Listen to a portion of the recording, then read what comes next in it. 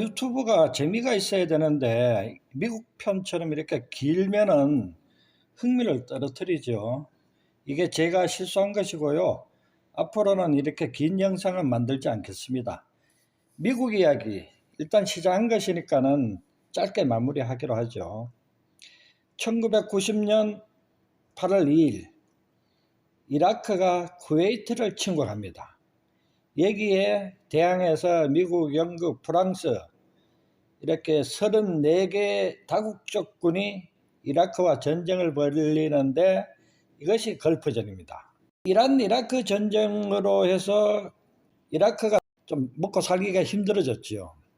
그러니까 쿠웨이트를 침공해 가지고 석유 유전을 확보하려고 그래요. 그러니 뭐 이라크 침공으로 쿠웨이트 왕가는 사우디아라비아로 망명하고 쿠웨이트는 이라크의 한 주로 속주로 남습니다.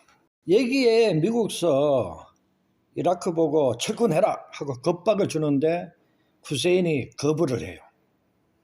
그래서 이제 다국적군이 응징에 나섰는데 일방적인 승리를 거둡니다. 이 걸프전에서 승리한 미국이 이후에 이 중동 지역에 막대한 영향력을 가지게 되는 것이죠. 이 그때 전쟁 영상을 보면은 마치 컴퓨터 게임 하듯이 세상에 첨단 무기가 다 등장을 해요. 아주 그 영상이 재밌어요. 이 전쟁이 재밌다는 것이 아주 비극적인 것이죠. 90년 초에 그 LA 폭동 사건이 있는데요.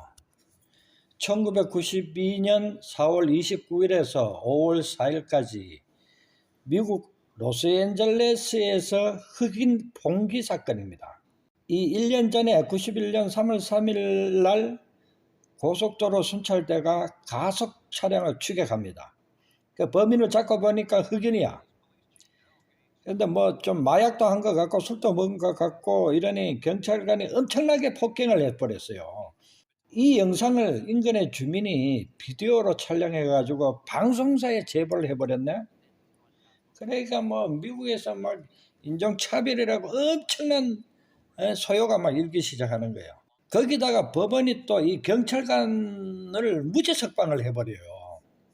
그러니까 분노한 흑인들이 막 거세게 일어나고 그 시위 규모가 커짐으로 해서 당시에 조지 부시 대통령이 해병대까지 투입을 해요. 그런데 과거에 유럽에서 유대인과 또 미국 사회에서 한국인이 좀 닮은 점이 있거든요. 유대인이 나라를 잃고 유럽 각 지역을 방황할 때 유럽 사람들은 유대인은 예수를 죽인 민족이다 해서 갈시를 많이 했어요. 그러니까 유럽인들이 보면은 이 유대인들이 죄인이라 그래서 뭐 관공서나 취직이나 뭐 이렇게 생산 활동을 못하게 했어요. 그리고 성경에서 금지하는 돈놀이, 돈 빌려주고 이자 따먹는 거 이런 것을 오히려 유대인한테 맡겼는데 유대인들이 이 금융업을 장악하면서 돈을 자꾸 버는 거라. 그러니까 유럽 사람들 보기에는 아주 밑상이거든. 근데 한국인도 미국 사회에서 좀 그런 면이 있어요. 대체로 한국 사람들이 미국에서 성공을 하지 않습니까? 흑인 눈에 보기에는 또 유대인같이 얄미운 그런 면이 있다고. 그러니 미국 정부나 미국 언론들이 까맣지도 않고 하얗지도 않고 노리끼리한 얄미운 한국인한테 흑인들로 하여금 교묘하게 흑백 갈등에서 한흑 갈등으로 전환시켜요. 그래서 이 우리 교민들이 이 흑인 폭도들과 일대 전쟁을 벌였던 사건이 LA 폭동 사건입니다. 2001년 9월 11일 이른바 9.11 테러가 미국에서 일어납니다. 이슬람의 오바마 빈 라덴의 무장 조직이 뉴욕 맨하탄에 있는 세계 무역센터 쌍둥이 빌딩이죠. 여기를 납치한 비행기로 공격을 합니다. 그리고 워싱턴 DC에 있는 미 국방부 청사 펜타곤도 공격을 하고요. 이 사건에서 3,000명이 사망을 하고 6,000명이 부상을 당합니다. 이 사건의 수습 과정에서 뉴욕시의 소방관들의 활동상이 영웅적으로 부각이 되기도 하죠. 2003년 미국이 이라크를 침공하는데 이것을 2차 걸프전이라고 합니다.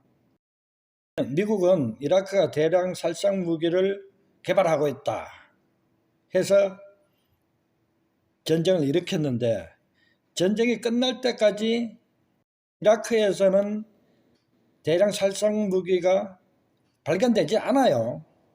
그게 조작된 것이죠. 월남전을 일으키기 위해서 동킹만 사건을 조작하듯이 이것도 미국의 조작극이었습니다. 이라크의 석유 매장량이 탐이 난 것이죠. 그리고 이 당시에는 또 후세인이 미국하고 적대관계예요. 후세인이 아버지 부시를 암살 시도를 하거든요. 여기에 대한 아들 부시가 후세인에 대한 복수하는 성격이 있는 전쟁이었습니다. 2008년에는 미국에서 1961년생 47살의 오바마가 최초로 흑인 대통령으로 당선됩니다. 그리고 2012년에 재선이 되고요. 이 오바마 아버지는 아프리카 케냐 출신인데 이 유학생활 중에 백인인 캔자스 출신의 어머니와 같은 학교 다니면서 결혼하고 그 아들이 오바마인 것이죠.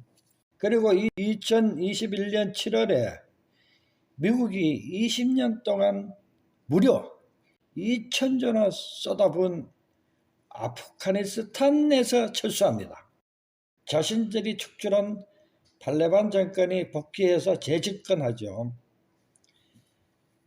이 아프가니스탄 침공 당시에는 미국이 이 빈라덴을 아프가니스탄 탈레반 정권이 보호하고 있다는 이런 명목으로 침공했는데, 실상은 2011년 5월에 빈라덴은 파키스탄에서 발견돼서 사살당해요. 그러니까 이거 미국이 일으키는 전쟁의 명분은 대부분이 조작입니다. 이 아프가니스탄을 제국들의 무덤이라고 하는데요. 왜 그러면 이 강대국들이 아프가니스탄을 이렇게 차지하지 못해서 안달인가 하면은, 이 아프가니스탄이 지리적으로 동서양을 잇는 실크로드의 교통의 요지라고 그래요. 일찍이 저 19세기 때 영국이 보호해준다는 명목으로 장악했었고요. 소련이 이 아프가니스탄을 먹으려고 1979년에서 1989년까지 무려 10년 동안 전쟁을 일으켰는데 이 아프가니스탄을 점령하지 못했어요. 이것이 소련 붕괴의 가장 큰 원인이라고 이야기하기도 해요. 그 아프가니스탄 특징이 그 여러 민족이 산대요. 근데 전부 다 산악지대에 사는 거야. 그러니까 어느 한 민족이 통합해가지고 이 지배하는 게 아니고 다 따로따로 사는 거야. 막 구석구석 산골짜기에 막 동굴 속에도 살고 막 이런데요.